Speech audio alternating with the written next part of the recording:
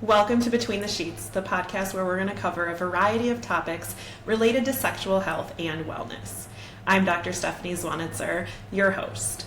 I'm a nurse practitioner and have been in practice since 2017. I have my Doctor of Nursing Practice degree, and I specialize in urology and sexual health.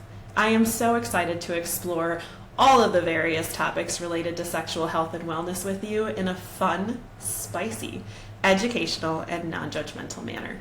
So come on, let's get between the sheets. Welcome back to Between the Sheets. I have a fun guest on here for us today. We have Dr. Jennifer McBlaine. She has a PhD. She is a clinical sexologist, and she is also founder and CEO of the Kiss and Tell magazine. Her mission is to demystify sexual, mental, and physical health and help us all live a better life. So welcome, Dr. McBlaine. Thank you. You can call me Dr. Jenny. That's my That's thing. your go-to? Yeah. All right, perfect. How did you get... I usually do Dr. McBlaine when I'm in a session. Yeah, I get that. Okay, so how did you get into being a sexologist, and kind of what are the clients you work with? What are some of the issues that you're seeing people for? So the reason that I got into sexology is because I knew it was a subject that I would never be sitting there humming, and I knew that every time I was working with a client, I would be interested in what they're saying. Yeah. So, because sometimes prior to finding that degree, when I just had my master's, Mm-hmm. it's not that I was bored with what people were saying. It's just I could tell I wasn't always present Yeah. in the session, which obviously, as a therapist, you're trained to be present. Right. But I could tell based on the topic, I'd be like, I can tell I'm not fully in the moment. Mm-hmm.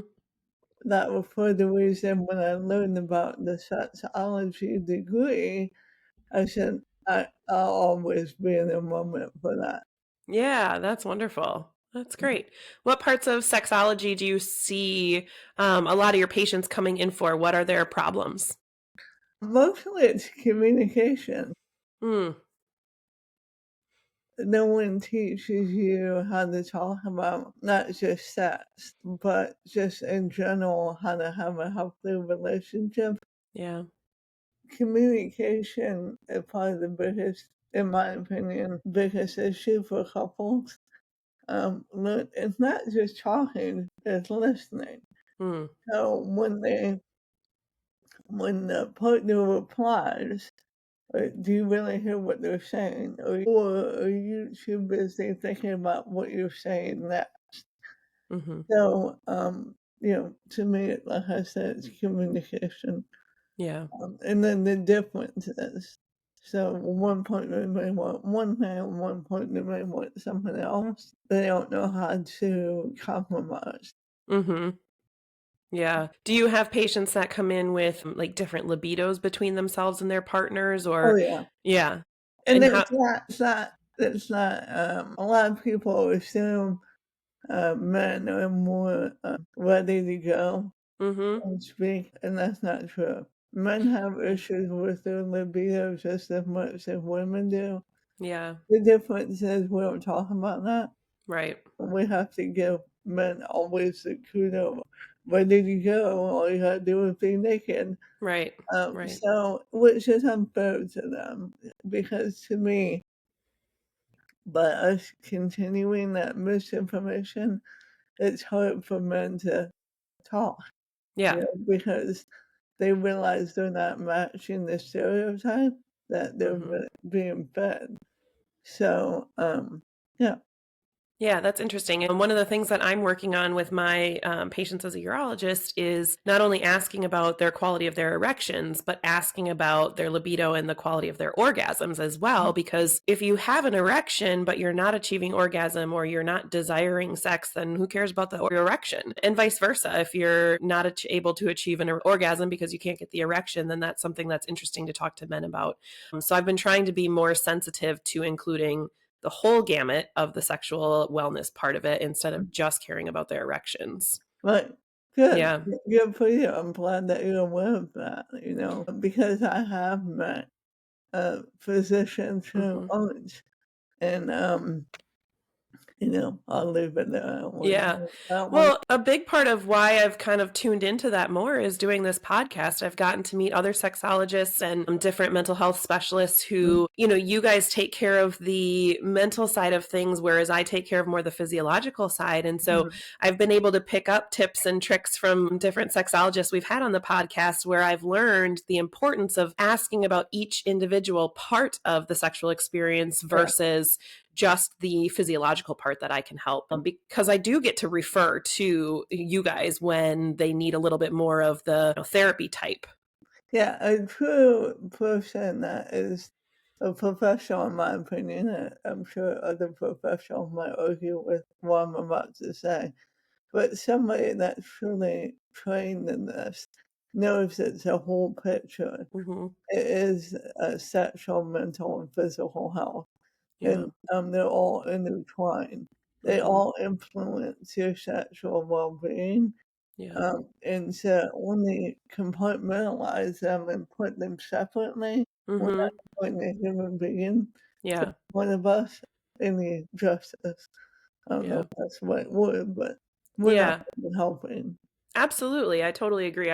We talk about it at work all the time that we really need to have sex therapists and urologists in the same office so they can get Yeah, the holistic picture. They can get the Viagra or Cialis or injections if they need it, but they can also get the mental health support that they need yes, because they do go so hand in hand in this area of life. but they Yeah. do. But that's another thing we don't talk about Mhm. education-wise. Right. Even in the when you're learning to be a mental health therapist or you're learning to be a physician, Yeah. it might be mentioned in a class, but it's not Mhm. depth. There's not a lot of depth into it. Now, granted, I will give physicians a little leeway because they only have so many minutes to talk Right. to their patient. They are trying to move them through pretty quickly. Yeah. But I agree if it would benefit everybody if a physician's office had a mental health therapist, a sex therapist, and the Yeah. physician. Yeah.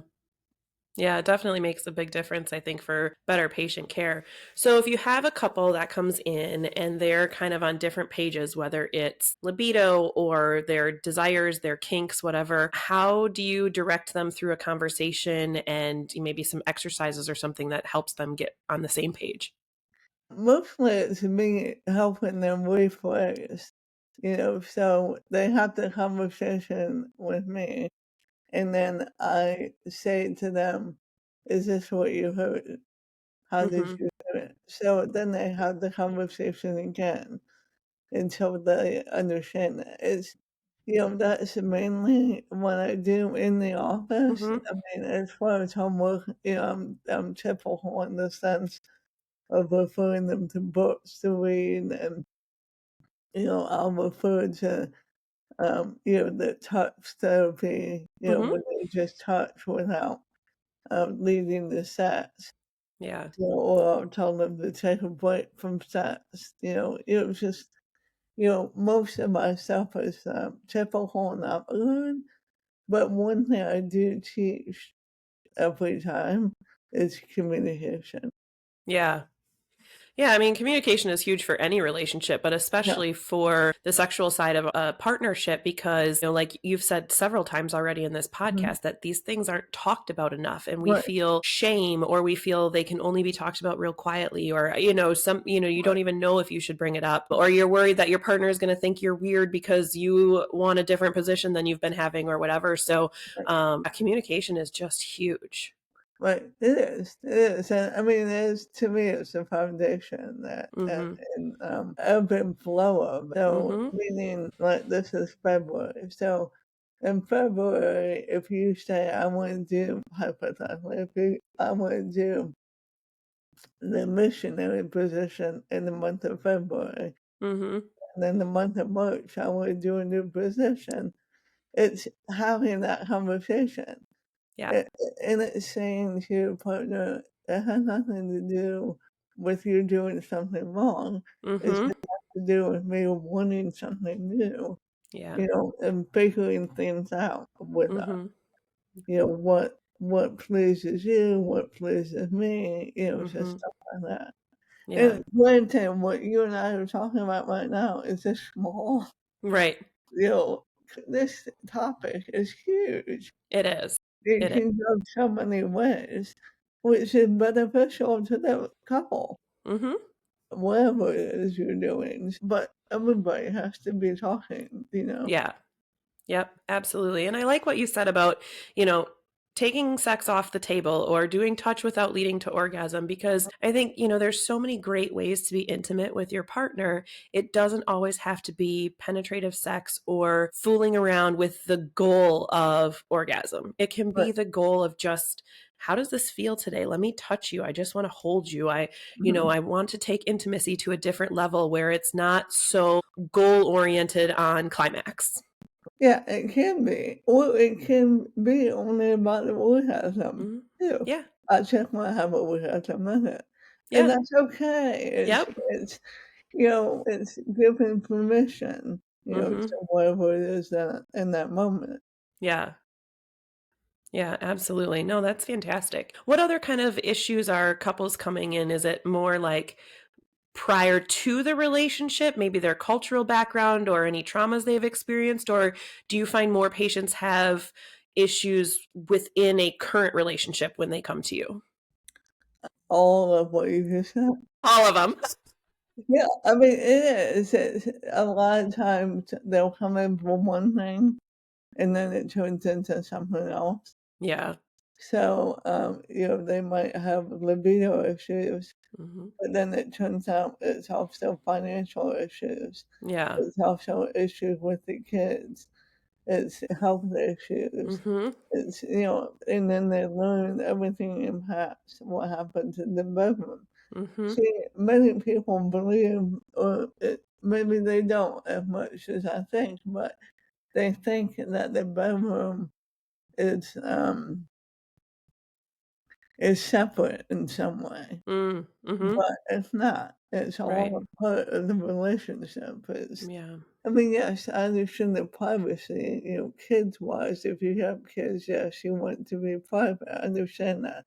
Mhm. But just because it happens in the bedroom, you can't leave it there. It's Right. going to come out into the rest of the house, Yeah. especially if your needs aren't being met, if you're not, like I said, communicating. Right. So Right. it can stay in the bedroom. Let's say both of you have what you need in that moment. It can stay there because both of you got what you wanted from it, Mhm. whether it was just cuddling, it was an Mhm. orgasm, whatever it may be. Or if one of you wasn't happy or felt like you had to do it, Mhm. whatever it is, then that's going to trickle back out outside the bedroom and it won't impact other parts of the relationship. Yeah.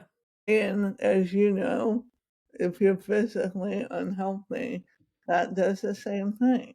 Yes. And mentally too. Mhm.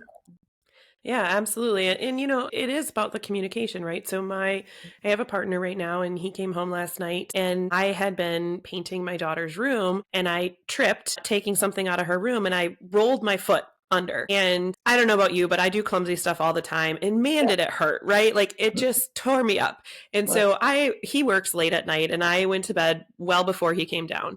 Mhm. And I had, my pain management, I had my ice, was doing all the things. Right. And when he got to my house, I was just like, look, it's not going to happen tonight. I don't know if you're in the mood or not, but I'm just laying the groundwork. You can snuggle, we can touch, we can talk, but I am in pain and I am just not, I tap out tonight. And Right. he was so good. Like, he's like, absolutely. I'm so sorry you're hurting, Mm. but it was like laying that expectation and having that comfort level of just being able to say, like, this in this moment today is not you. It is me and I'm in pain and there is a reason that I don't want to cross that bridge right now. Right. And so I think that's really important when you can have that level of openness and communication with each other. And I know that there are couples that struggle with even that basic conversation Right. because they've fought about this so many times over the years. Well, you're never in the mood, or, and so when there is a legitimate reason, it's like, oh, it's just another excuse, or so I can imagine that you deal with a lot of trying to get people to work through things that they've, like, this built up resentment or something. Yeah, you do. I do. But and I have to say, a lot of the times where people come to specialist sex therapy, they come way too late. So Ah, what I mean is, they've been dealing with it for over a year. And yeah, I'm being nice with yeah, over a year. right. And Probably a lot longer. right. And then they come to the session and they think it will be solved in 1 to 2 sessions. You're only focusing on why they entered therapy. Right, But like I said, a therapist, if they're doing their job, you can realize there's more to it than the fact that you two aren't having sex. right. You let resentment builds up. Hmm. And then, so you do have to learn how to break down the barriers. Yeah. And you have to get to the core of the matter. You have to get back what they say, peel an onion. Hmm. There's so many layers to it. So, Right. and that's another thing. People are taught there's always a quick solution, Hmm. especially with technology. We can do things so much quicker Right. in that regard. So we think it transfers our relationship. No, it doesn't. It's Yeah. still a process. Therapy is a process. I find people give up too quickly in therapy Yeah. because they don't get the result as quickly as they want. Yeah. So they end it. And they don't end it saying communicating that. They're not, Yeah. don't give the therapist a chance to say, I mean, I tell them from the get-go, don't expect quick results because Mm. if I could do it in 1 session, my fee would be a lot higher than I'm charging, you Yeah. know? Yeah. So, yeah, so I do explain all this. Yeah. However, people do get frustrated, Yeah. it's not going how I thought it would go. And that's Hmm. the other part. Are they communicating that to the person they're paying money to? Because Right. they're not talking to me. You know what I mean?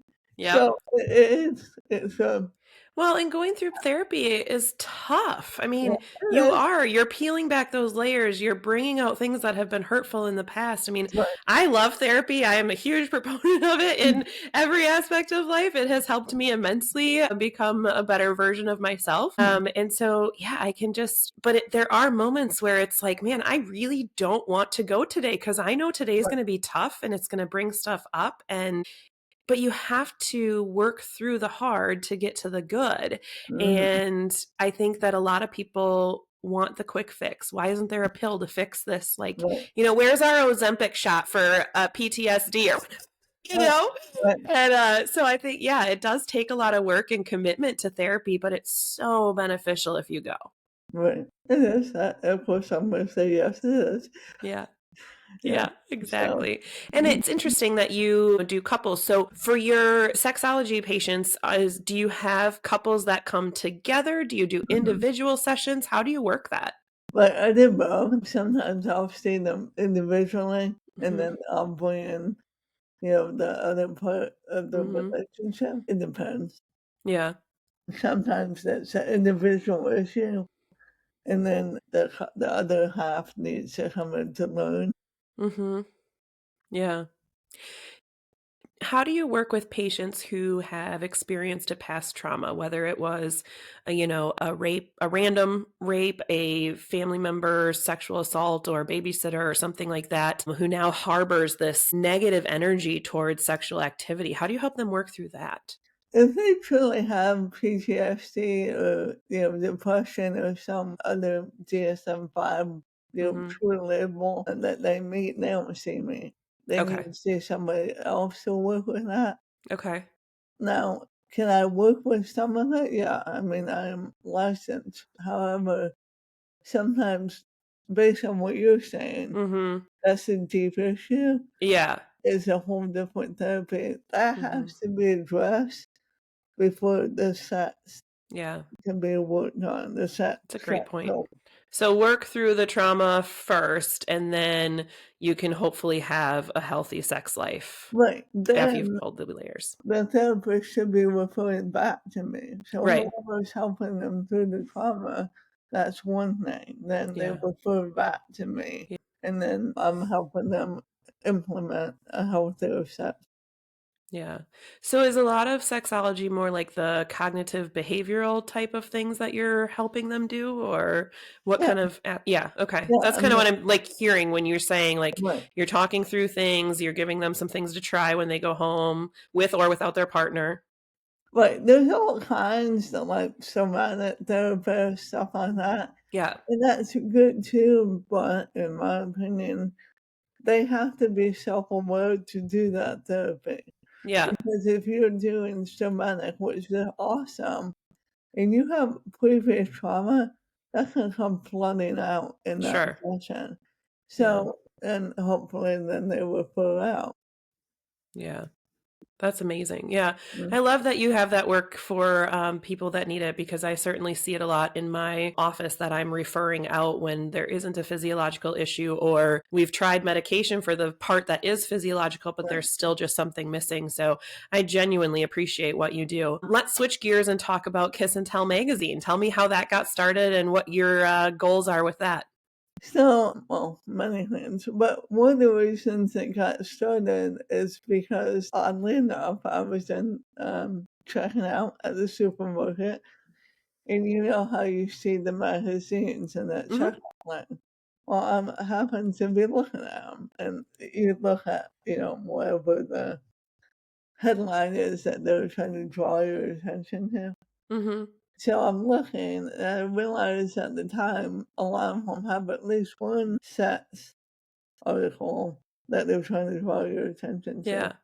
And then I thought about it, I'm like, wait a minute, most people get their information from a magazine Hmm. as far as this topic is Yeah. concerned. And most of that stuff is incorrect. Hmm.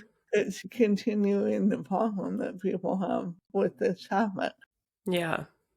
So I immediately went back to my mentor and, that day and made a comment about it. And of course, he supported it and liked the idea. And then I had two kids and got sidetracked.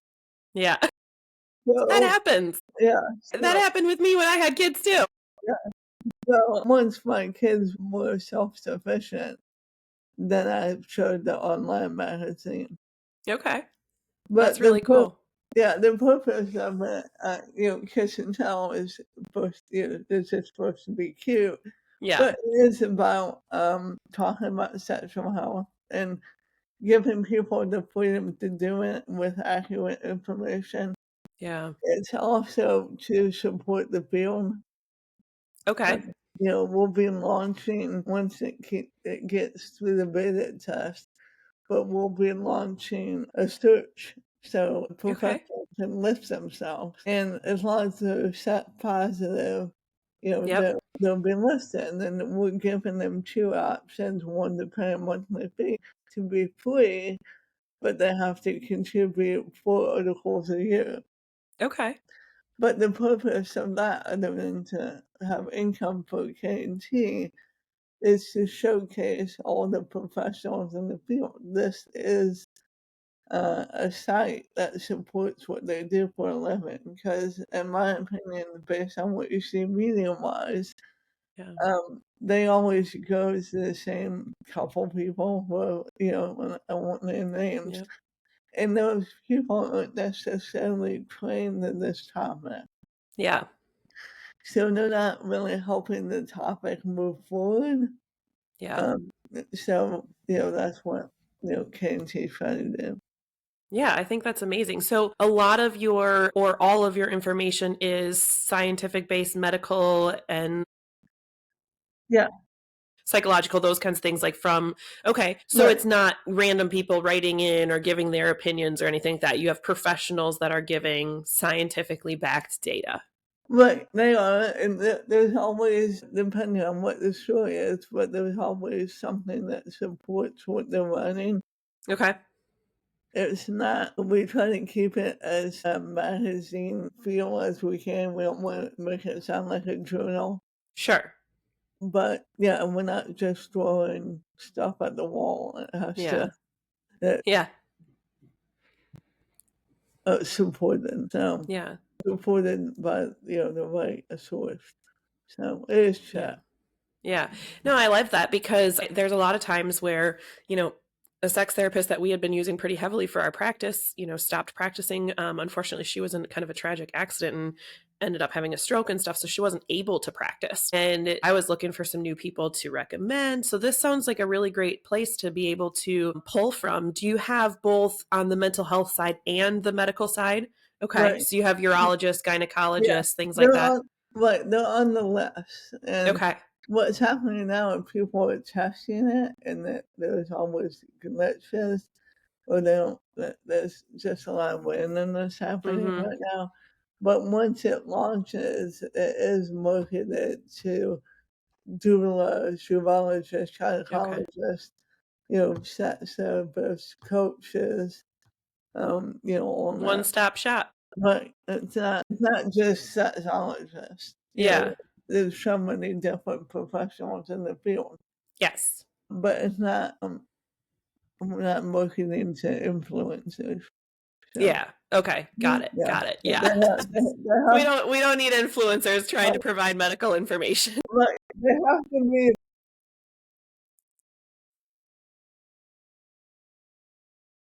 Very cool.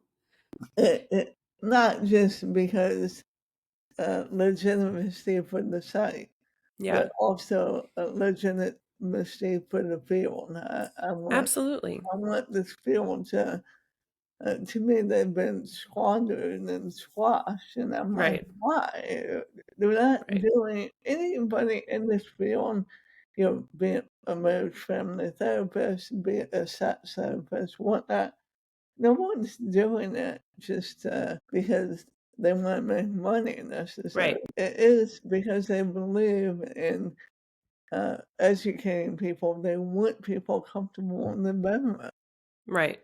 No, I completely agree. I think, it's I get asked the question all the time, mostly by my men when I'm doing their prostate exam, like, how did you get into this field? But Mhm. plenty of my patients, both male and female, will be like, why do you want to do this? And there are aspects of urology that don't really thrill me. I don't get excited by kidney stones. I don't really get excited by prostate issues, but Mhm. I love the sexual side of urology. And it's so amazing that you can save relationships. You Mhm. can help someone get out of depression. You can help with all these things just by helping them regain that intimacy and that their sexual being, whether it's by themselves or with a partner. Yeah. Very good. And Yeah. that's why I want, KNT to be as a source that people can go to. They learn something from. Yeah. Are we still growing? Are we still getting the kinks out? Yeah. I mean, Right. we're evolving. Yeah. But like I said, it's a spot for people to know it's okay to talk about this topic. It's That's not awesome. something to be shameful. I mean, when I Yeah. say the word sex, out in public and people look at me, Mhm. okay, so you're looking at me, so what? I Right. mean, Right. I'm not bursting into flames, Yeah. no. It's just, I mean, yeah, I understand. I just don't think it's something we should be whispering about anymore. I completely agree. I In the completely agree. 50s, when women and Brian were still wearing dresses and all that stuff, fine, but Yeah. we're not there anymore. Right. I understand some people are trying to make us go back there, but, we're not there. It's Right. 2025, let's admit the fact that we're progressing. Why can we progress technology-wise, but not when we talk about certain subjects? It's Yeah. silly. Yeah, absolutely. I completely agree. Now, so we can look up other professionals on this site. What about patients who want to find someone? Will it have that as well, where they Yeah, can kind of use it as a directory also? yes, it will be nice. Awesome. I love that. Okay, so Kiss and Tell magazine. Awesome. So we'll put links in the show notes and, of course, information about Dr. Jenny and how you can be in touch with her. Thank you so much for being on here. What a great conversation today. Yeah, thank you as well. Absolutely. Everybody else, we will see you next time on Between the Sheets. Have a great day. Thank you for listening and spending time with me today. You can catch new episodes of Between the Sheets every Wednesday, because what better way to add some spice to your life than to have a new podcast on Hump Day? We will continue to explore common, uncommon, and taboo topics related to sexual health and wellness. Please send any comments, questions, or stories to podcastbetweenthesheets@gmail.com. That's all one word, podcastbetweenthesheets@gmail.com. Have a great day. And remember how important it is to discuss these topics with your friends, your family, and of course your partners. In fact, you can like, follow, and share this podcast so they can see it too. See you next time for more sexual health topics Between the Sheets.